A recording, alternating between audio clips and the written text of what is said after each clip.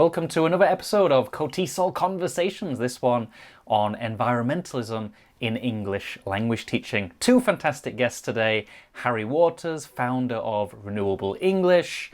He's a host on Teacher Talks Radio, a teacher trainer, and he's always doing great talks on this topic. And we have Julian Warmington, who is the coordinator for the KOTESOL Environmental Justice SIG. Again, I know him from KOTESOL doing lots of talks, workshops, even screening movies, particularly about climate change.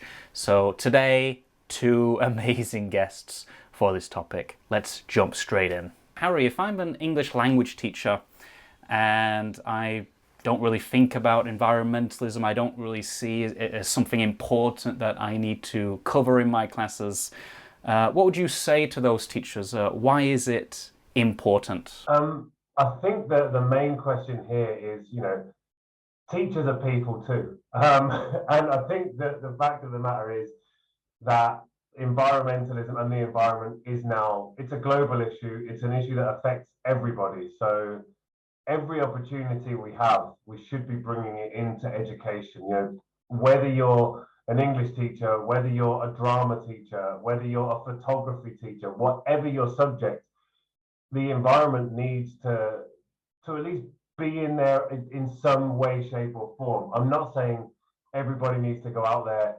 and completely reinvent their syllabus and make everything focused on the environment. That's not the way it works. But I think everybody needs to care about this now. This is no longer an issue of, okay, we'll drop it into science. So I think, as humans, we need to all, be thinking about it and doing our bit. I think that's right. Yeah, it's a really important thing to be aware of. So I'm teaching English, I'm using the textbook, maybe I'm teaching conversation skills, or I'm preparing students for different exams, whether it's IELTS or TOEFL or TOEIC, which is really important in Korea. How can I immediately start making a difference as an English language teacher? What can I do? Okay, so I saw a brilliant thing that a teacher from Vietnam said actually just yesterday. They were in the ELT footprint group, and it said climate action from the classroom as opposed to climate action in the classroom. Yeah. So this idea that, yes, we've got our exams, we have to study for our exams, we absolutely do. Students need to pass their exams. There are stakeholders involved here. There are people paying money so they can do their exams. Just to get it in there immediately, you just need to kind of use some routines here and there, just 2 or 3 minutes, because every class has 2 or 3 minutes. We always say, we don't have time for this, we don't have time for that, but we always have time for 2 or 3 minutes. And what I love to do with my students is like a critical thinking moment at the end of the class. How does this affect the planet? How does what we've studied today affect the planet? So let's say we open our books, we've got a reading on football. I don't know, just throwing it out there. There's a reading in there about a football match. You've got all your vocabulary in there, you've done your collocations, you've done your phrasal verbs, you've looked at all the dependent prepositions, and you can then simply say, how does football affect the planet? And how does the climate affect football? So, you can look at it and say, well, I don't know, the people traveling from matches, they often fly. If not, they drive, which still has an effect. There's people eating food in the stadiums. There are people who go to hotels, they have the buffet breakfast, so all of this food waste happens. But then you can look at how climate affects football.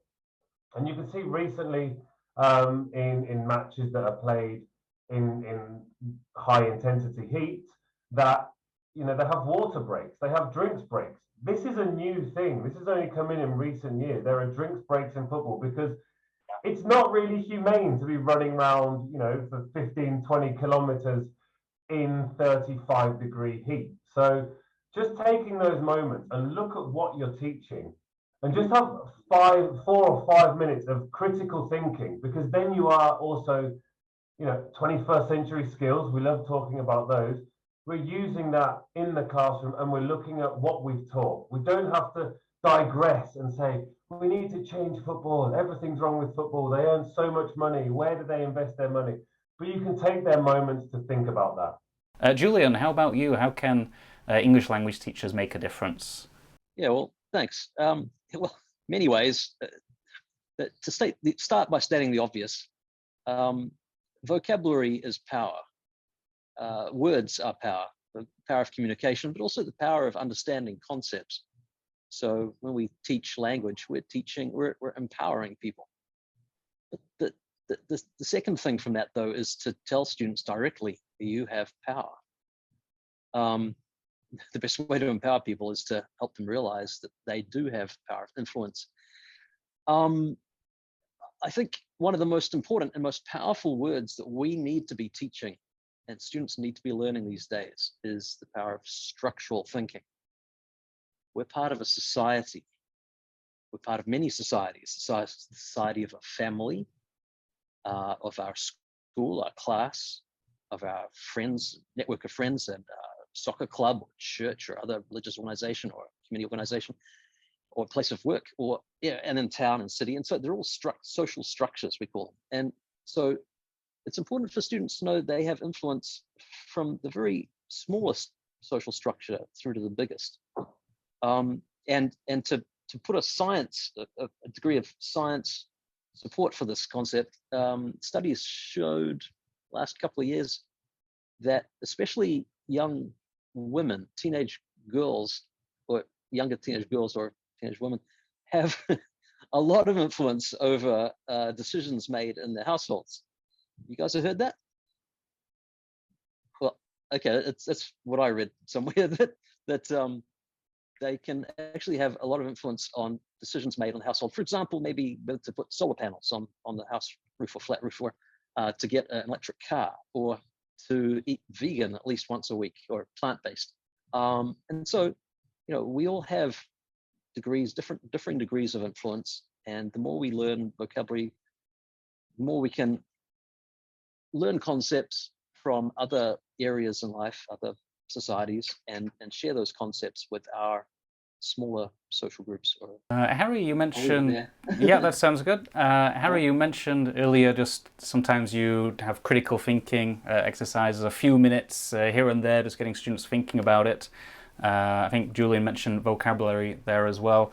Harry, are there any more suggestions you could give for activities teachers can do, or ways we could bring the environment into the English language classroom?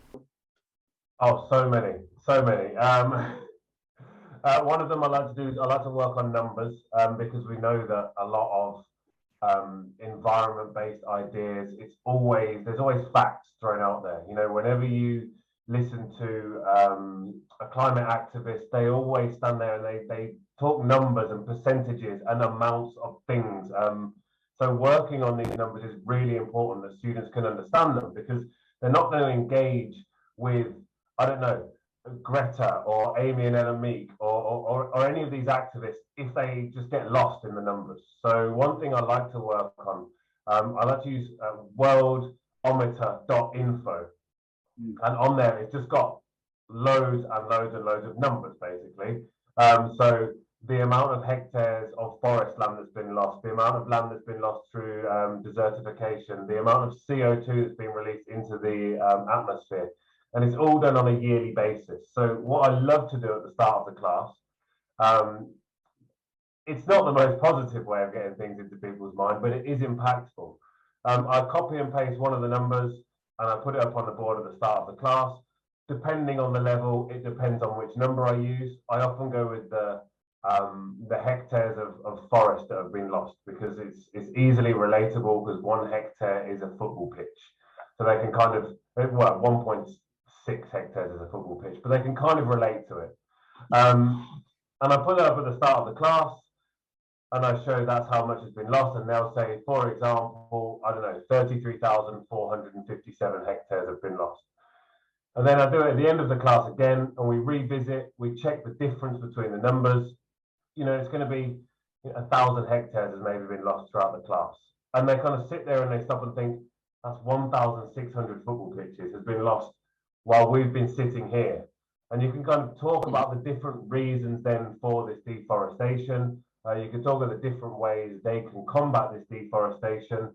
But you're also working on those big numbers. And when you get into the CO2 emissions, you're working on some really big numbers there. You know, you're working in your billions. And I've even done these billions with my young learner classes. It takes a while, but you've got, you know, young learners saying 1,924,364,123. Obviously, I don't do the sums with them because, you know, a 7-year-old gets very intimidated by these huge numbers. But it's something we often forget in our classes. We get to 100 and we're like, oh, well, we've done the numbers now. We're good. We can move on. And we kind of forget about these things. So that's one really simple thing. But we can also do it if you want to be more positive. You can. I use Ecosia, which is over Google, which is a search engine. And every 45 searches you do, a tree gets planted. And you can see how many trees have been planted by Ecosia. You can check at the start and the end of the lesson. And it's a way, again, of looking at these numbers and working on them. So that's one really simple way. Another way, I like to have an activist focus.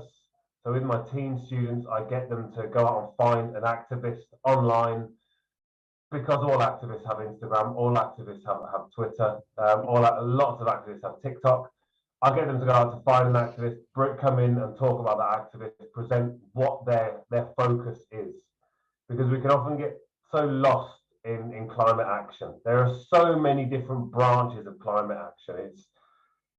It can be, you can easily get lost in there. So I like to get my students to focus on something. So find a youth activist, find an activist that they identify with, and then talk about them, bring that into class. Bring in articles to class. There are so many different ways we can do it. I mean, I could be here for an hour talking about it, but you know, I don't want to hog the mic, so I'll pass back over. Thanks. Yeah, I think even starting with the numbers there, that's not something I thought about. When I think teaching the environment, I think critical thinking, showing a video, looking at the existential threat, but just starting with facts, starting with numbers. Perhaps if they don't even know the numbers, it wouldn't make much sense to them, but starting with the numbers, teaching what that means, and like you said, using football fields or football pitches, helping them easily see the image of the impact. It's not just an arbitrary number that you're putting on the screen. And then, yeah, bringing in people they could identify with, bringing in articles. I really like that. How about you, Julian? Any particular activities or ways you bring in the environment? Yes, lots. But before I go on about my own, so I just want to build on that. I want to agree with what he's been saying there. That, numbers, yeah, is a big one for us in South Korea. Korean students, Korean society, Korean people think in sets of 10,000, whereas we in Western English-speaking Anglosphere usually think in numbers, you know, of hundreds, thousands, or bigger, but not so much 10,000s. So my point is that, yeah, big numbers are really important for us in Korea to be teaching to students, for giving them practice thinking in the translation of different numbers. And I haven't done that consistently all my career here, but when I have done it, it's been really successful. It's really valuable. And I'm looking to write a textbook actually and include exactly those kind of ideas in each unit, each chapter, so students get consistent practice. I also want to agree with the idea about articles within the overarching theme that climate crisis is just, it's an umbrella term. So there are all these different factors, contributing factors to the environment, but also different ways of thinking about it, like structurally or personally, and politically or personally, or however you want to phrase it. But also the media, like thinking about social structures. The media, the fourth estate, is such an important aspect of it all. And I think for high school age students, it's really important that they do a degree of media analysis studies. You don't have to call it big fancy terms like that. You can just say, keep a journal. Look for a positive article this week and a negative article about climate change next week, or however you want to focus on it. But to think about how the media presents the issue overall, I think, is hugely important. So I'm really glad to hear that noted. Can you rephrase the question one more time for me, very briefly, and I'll. I think just bringing the environment. I'll be more brief and succinct.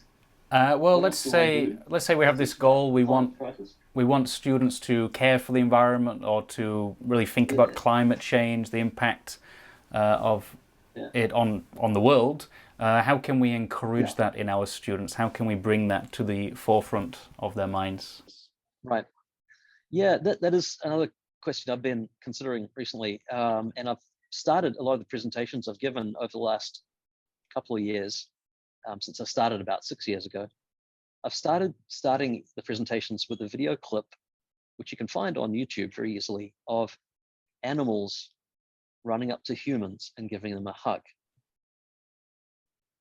I know that might sound a bit weird and esoteric, but my thinking for that is that it's one way of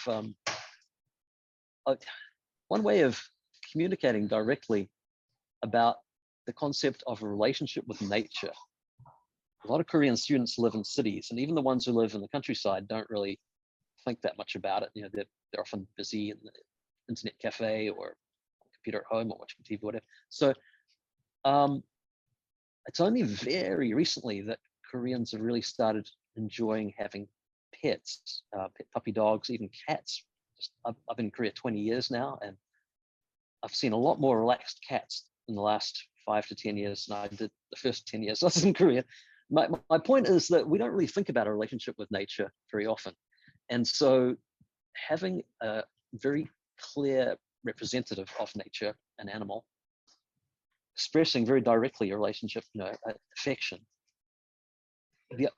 represents the concept that we can have a relationship with nature. And then from there, you can introduce the concept of Mother Nature or Gaia, or however deep you want to get about it.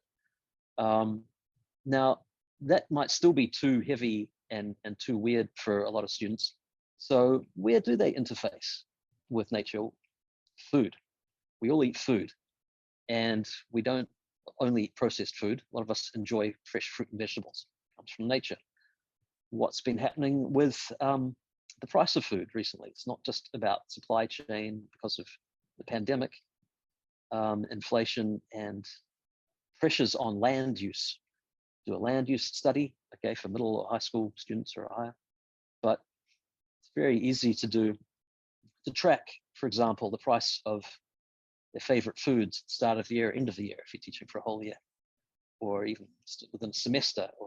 So again, it comes back to numbers as well, but it's relating directly to food in a way that students understand and relate, can connect with. And Harry, Julian mentioned bringing nature in there, or Gaia, or some of the big concepts, but at least getting it back to food or just nature.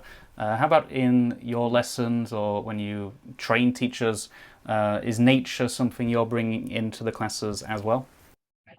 Absolutely. I mean, there are a few different ways of kind of planting the seed of environmentalism, and one of them I always like to start with, a super easy one, is bring a plant into your classroom. Something so tiny, but having that bit of nature in the classroom that they can look at, that they can watch grow. You can do projects with it. You can propagate the plant, and each student can then have their own plant to take home and care about. You can literally plant the seed of environmentalism. It can make a difference in that way. But also another thing that I really like to do, and I encourage the teachers that I'm training, because when I teach classes, they tend to be international classes. So I'll have students in the classroom from Indonesia, from Brazil, from Poland, from across the world. So one thing I always encourage my teachers to do, which is impossible in those moments, is localize the climate crisis. One of the huge problems in ELT for many years, now I know it's changing now, is the climate crisis, or climate change as it was called, or global warming as it was called before that, or the greenhouse effect, as when I was young, is all we knew about it. It's always addressed as one unit in the book, and this is changing slowly now. This is adapting now, but it would always be that traditional, the ice caps are melting, the polar bears are dying. No, we can't relate to this. Nobody can relate to this, because none of us have ever seen a polar bear. I mean, my dog looks a bit like a polar bear, which you can see sleeping there, But I've never seen a polar bear. And it is sad and it's terrible that the polar bears are dying and the ice caps are melting. But as a teenager, I'm not going to relate to that. I'm not going to particularly care about that. So as a teacher, to get it at the forefront of their minds, we need to make it local. We need to show them things that are happening around them. This is becoming an awful lot easier now with the climate crisis no longer only affecting the global south. We look at the wildfires in California, in Australia. We can look at the flooding in Europe last year.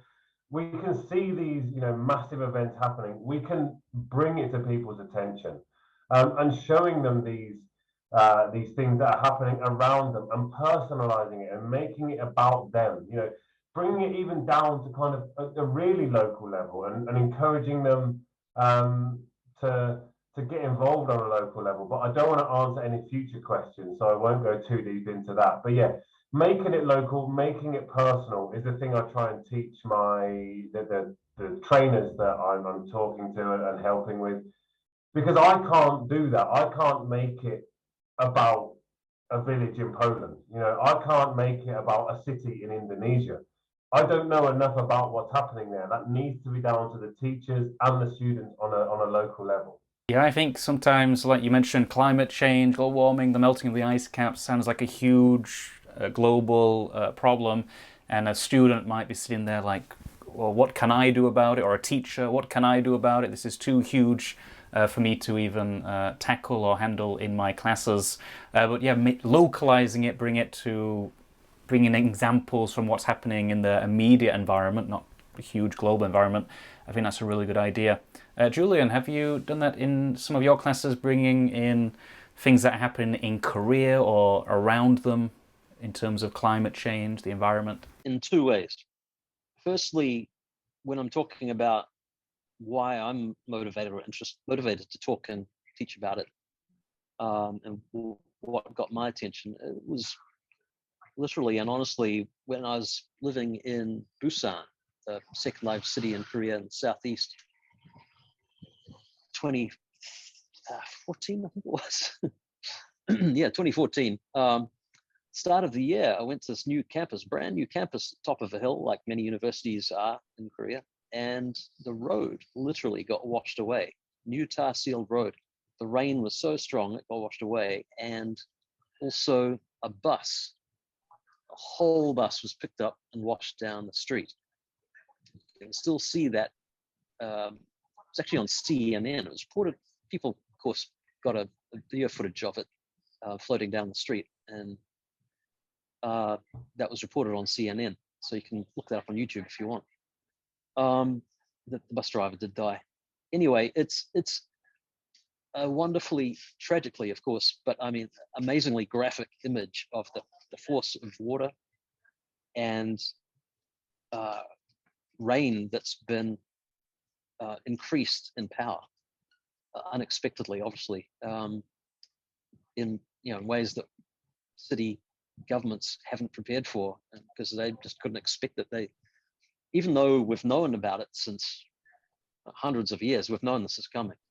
I saw just today again on one of my Facebook feeds a post from a little country town in New Zealand in 1912 reported on it, on the climate crisis. They were saying it was just a report about the impact of the burning of coal in 1912. And they said scientists expect there to be major consequences in another couple hundred years.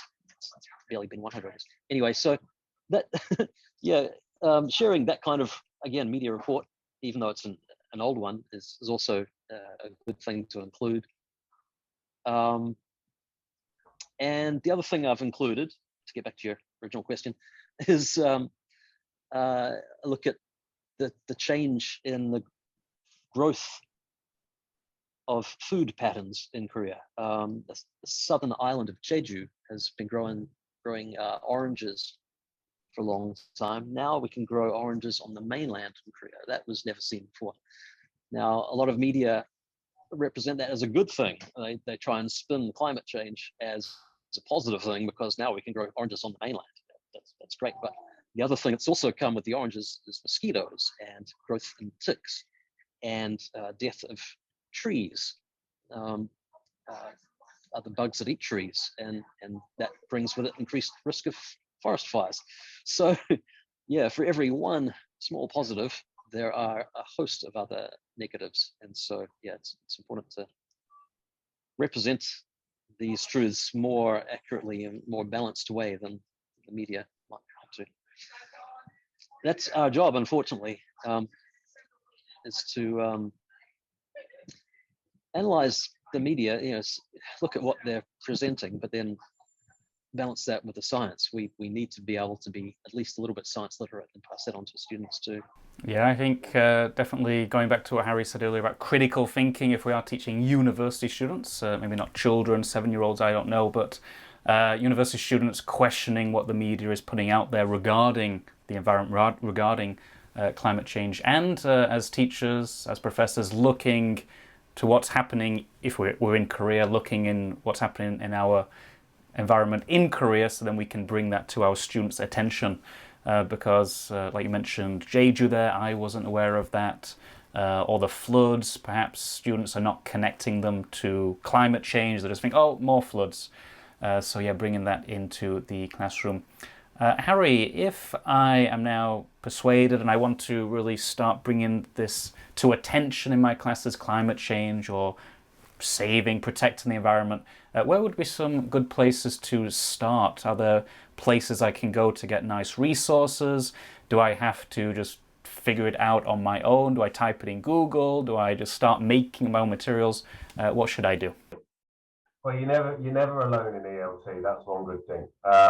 Particularly since the pandemic and the growth of interconnectivity, social media. You're never alone. You never have to do anything on your own. So you can do almost anything. One thing Earth Day's just gone. One thing I love to do with my students is spot the greenwashing. Really easy activity to do. You just get your students to go out. They can take photos of anything they see that's something talking about how green a company is. Bring it into class. Let's have a talk. Is this greenwashing or is this something that's good? Is this green or is this genuine? So that's a great thing to do. Again, and it can be keeping it local, but with huge multinational brands. They can go out to fast fashion stores, for example. I'm not going to name and shame. I think everybody knows every single fast fashion brand, to be honest. Love a bit of greenwashing. They absolutely love it. Talk about, oh, we're using recycled materials for this. Yeah, while at the same time we're exploiting people in Bangladesh and destroying the waterways. But it's okay because we're using recycled plastics to make our t-shirts. So this kind of thing and this false sustainability promises from these huge clothing companies, really important to get students again engaged and thinking about it when they're out there, when they're doing these tasks. And this is simple. You don't have to do anything for that. It's handing it over to your students. But if you're looking for materials, there are so many places you can go. Obviously, renewable English should be everyone's number one stopping point. We'll talk more about that soon. But yeah, the ELT Sustainable are out there. Even the British Council have got loads of resources with the Climate Connection. Now, again, you can question whether that's greenwashing or not, but there are loads of resources there. Some incredible things that they've done recently. Some great resources they released yesterday, actually. And you don't have to do any work. You don't have to do any planning. It is nice to get involved yourself to learn some things here or there. Also, Subject to Climate, it's .org. It's another place where you can go and find materials for every subject area, not just English language teaching. They've got geography, they've got maths, they've got all sorts of areas that you can do. So all the materials are there. They've all already been made. You don't have to do it alone. And if you want help, there are loads of communities you can get involved with. My favorite is ELT Footprint. Go there on Facebook. It's a group of 4,000 members who are all, hoping for the same thing, to make a difference in ELT and through ELT. I hope that's answered your question. Yeah, it's so that you're not on your own. If you now are an advocate, you want to get involved, or at least just bring it to your students' attention, start developing lesson plans. So, like you said, lots of great places you can go to get resources. How about you, Julian? Are there any places you would recommend teachers can go for resources, or particular communities they could find them? Communities, that's a good question. And ELT specific resources is another good question. I'm going to sidestep that for the minute because I really want to tell you, I want to make sure you know about my two favorite websites, climate crisis. The first equal really, but I'm going to start with skepticalscience.com. Skepticalscience.com is a myth-busting website, and it's multilingual. So you can read in any of many languages, including Korean, of course, too. Yeah. And it has a list of the most common myths about the climate, and you can click on it and read a simple summary of what the skeptics or the paid deniers, and then you can read the truth, the simple description of the science in a very simple summary, and then you can read more in depth about it too if you're a higher level student or high level English. So yeah, skeptical science is a crucially valuable resource. Staying on the theme of science though, I want to also make sure everyone knows about globalweirding.com. Globalweirding.com is presented and largely written by one of my favorite climate scientists. I love using that phrase. I hope everyone has a favorite climate scientist, or many of them. I do have many, actually, yeah. But anyway, Katharine Hayhoe is a really important climate scientist because she's a woman, and it's really important to get more women into STEM, but also because she's Christian and very openly Christian about it. And it's important to consider that because a number of reasons. As my climate denying sister reminded me once, teaching English is to a certain extent a form of colonization. And the impacts of industrialization are what is causing the climate crisis, which is why it's all about environmental justice. It's usually about environmental justice.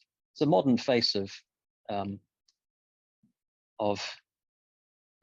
colonization, really. It's a modern impact. The reason I'm mentioning this is because the Crusades and Christianity, to a large extent, was one of the first forms of colonization. It was the backbone for it. Okay, I know this is getting super heavy and super political, but it's important because whether we're in Europe teaching students from Africa, maybe Muslims or others, or even in Korea or even here in New Zealand,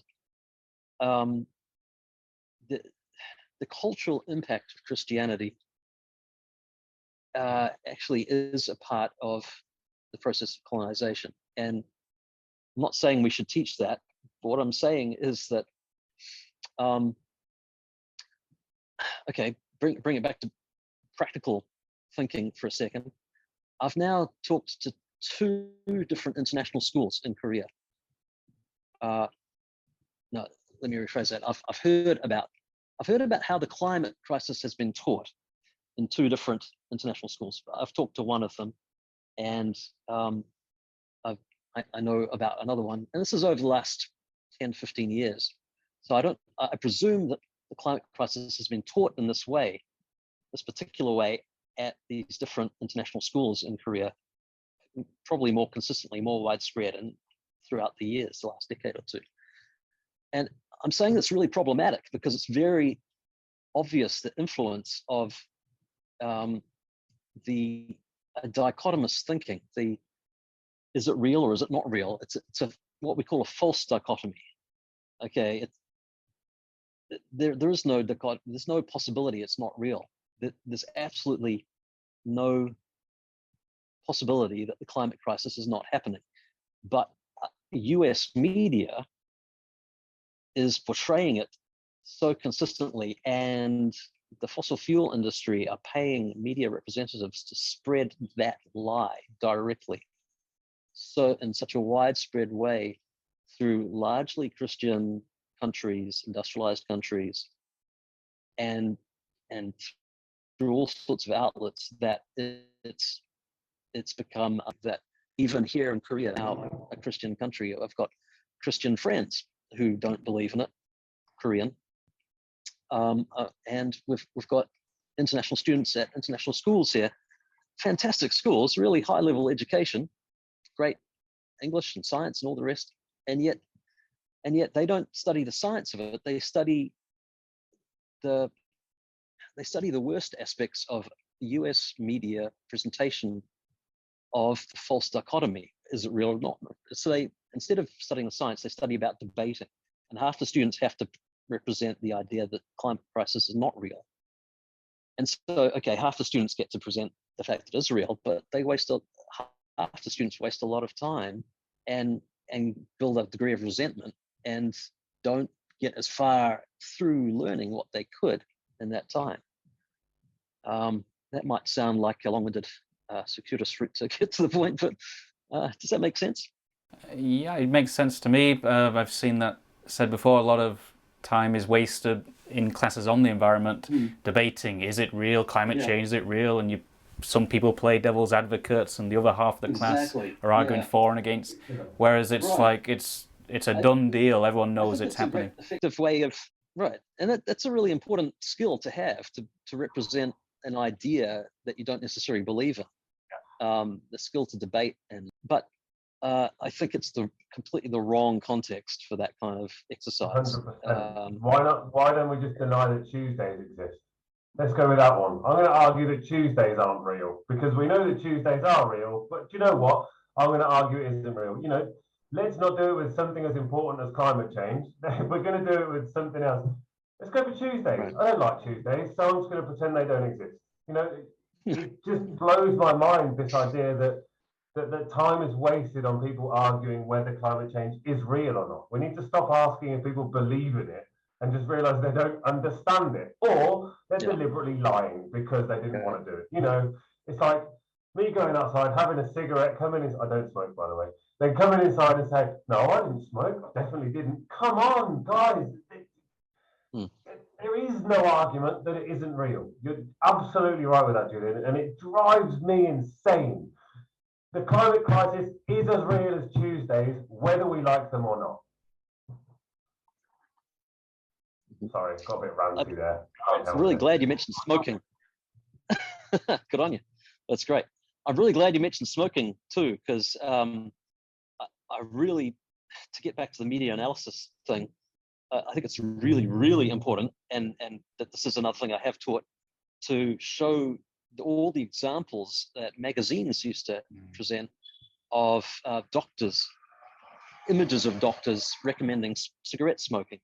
Like, we know that the Third Reich during World War II forbade smoking for German soldiers because they knew the science. The science was very clear that it reduces lung capacity and causes cancer.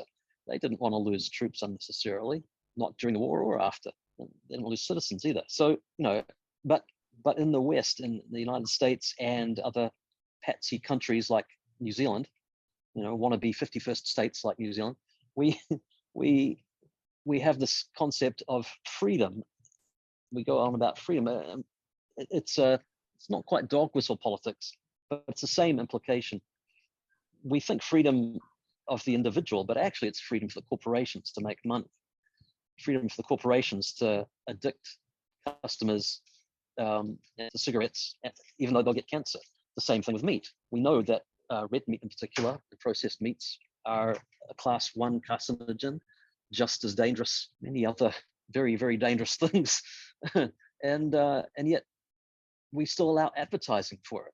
You know, that would be a great project. I think that would make a fantastic class project. I haven't done it yet, but I really want to see classes demanding locally that an end to all advertising for meat and dairy products too. Dairy is also, you know, IGF-1.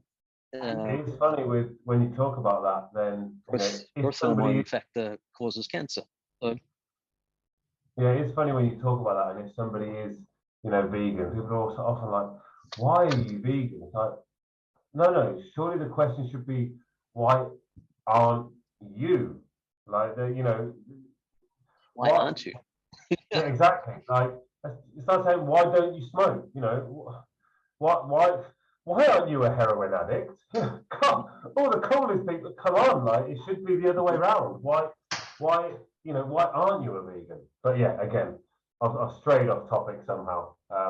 Well, I think these are all I'm falling into they're analogy. all interconnected. I'm just wondering, Harry, Julie mentioned kind of media propaganda and the history of that. Is that something you've covered in your classes as well? You've mentioned you teaching children. Do you kind of get into these heavy areas with children? I imagine not, or maybe a little bit. Not so much with children, no. With teens, definitely, and it is important, to work on again critical thinking, looking at fake news, looking at fake science, and what he mentioned with the doctors and smoking is something I've done a number of times, particularly with my older teens when they're always asking what should we watch. I talked about Mad Men, the TV show Mad Men, because it's great. Because in the first series, it's when advertising using doctors was banned for cigarettes, so they had to find other ways to advertise cigarettes.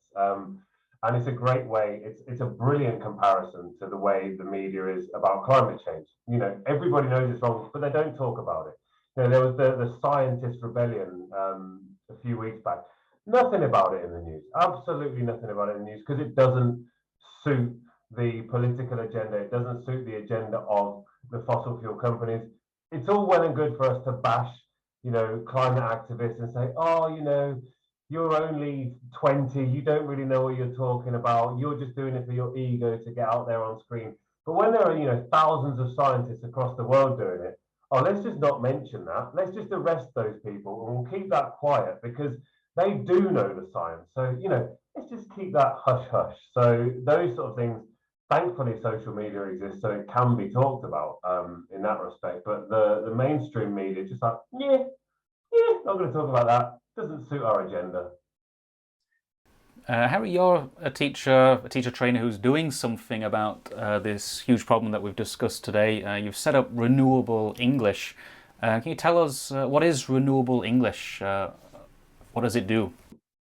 Oh, it does many things. So first and foremost, renewable English is it's a live lesson. It's a free live lesson. It was every Thursday, but we might be changing to every Friday just to make it a bit easier for people to attend. And all of these resources are backed up online. So we're into our second series now, and we're talking about the Sustainable Development Goals. But we also do more than that. We do teacher training. We have a teacher training course as well. We go into schools. We do workshops in schools, both online and face to face. Obviously, it's more difficult for me to be in Korea as I live in Spain. But yeah, it's basically what we try and do is give students and teachers the tools to raise climate change awareness, to go out there to make a difference. So with our teacher training program, we talk about keeping things local. We mentioned communities before, so we work with local teachers to look for local communities that are out there taking action. To encourage direct action, because negotiating and signing petitions, it's all well and good, and it's a great thing to do. And individual actions, they are great things to do. You do your recycling, great. It's not going to make a huge difference. Having a shower instead of a bath, very good. You are going to save some water. Do it. Increase your mindset with that. But we need more direct action. We need to be doing things on a bigger scale. And this idea of turn off the tap while you brush your teeth, absolutely. But there's 15,000 liters used to make one pair of jeans. So that's quite a lot of teeth brushing. That's that's a year of brushing your teeth just for a pair of jeans. Or there's over 2,000 liters of water used for just one beef burger. This is an insane amount, and it's raising this awareness that yes, you can turn off the tap while you brush your teeth and do it, obviously, because there's no point needlessly wasting that water. But we like to try and open people's eyes to other things that they can do on a bigger scale and bringing it to local communities. Here in Seville, There's a community trying to stop the extension of the tram line because it's going to cut down 150 trees. Now, you think 150 trees isn't a huge amount. Well, it's not, but it's something that we can go down, we can actually stop. You know, we're not going to be able to stop the logging in the Amazon particularly easily by not buying that piece of meat. Obviously, you know, it's very indirect. It's that disconnection again. So finding these local groups, looking for things like Kids Against Plastic, where you can get to, you know, in my area, we've got OK Planeta, where we go out, we do litter picks, we raise awareness that way of the plastic problem. Obviously, again, going out and doing litter picks doesn't solve the plastic problem. We're dealing with a symptom, but it raises that awareness. And if you've got 150 people on a litter pick, again, if you've got teenagers involved, they're going to go home and they're going to say to their parents, stop it. We don't need that. Bananas don't need to be wrapped in plastic. So let's not do that.